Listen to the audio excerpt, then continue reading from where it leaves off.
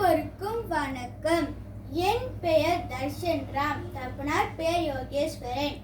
நான் செந்தூர் அஸ்னா தமிழ் பள்ளியில் 3ஆம் ஆண்டு பயில்கிறேன். இன்று நான் உங்களுக்கு ஒரு கதை கூறப் போகிறேன். அந்த கதையின் தலைப்பு பாம்பும் விவசாயியும். அது ஒரு அழகிய குளிர்காலம். ஒரு நாள் பாம்பு ஒன்று பனியில் விரைந்து உயிர் போய்விடுமோ என்ற நிலையில் சுருண்டி கிடந்தது. அந்த நேரத்தில் அவ்வழியே வந்த விவசாயி ஒருவன் அப்பாம்பினை பார்த்தான்.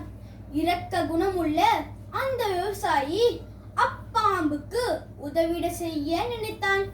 பாம்பினை எடுத்து தன் மார்போடு அணைத்து அதனை சூடேற்றினான்.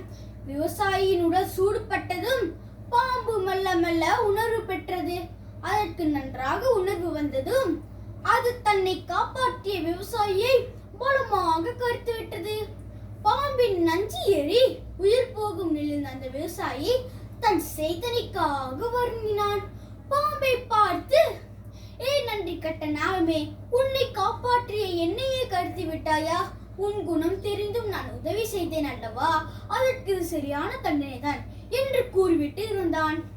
ஆம் நண்பர்களே, இக்கதையின் மூலம் நான் தெரிந்து கொண்டது தீயவர்களுக்கு செய்யும் உதவி தீமையாகவே முடியும் என்பதை கற்றுக்கொண்டோம். என் கதை செவி மடுத்தியதற்கு நன்றி.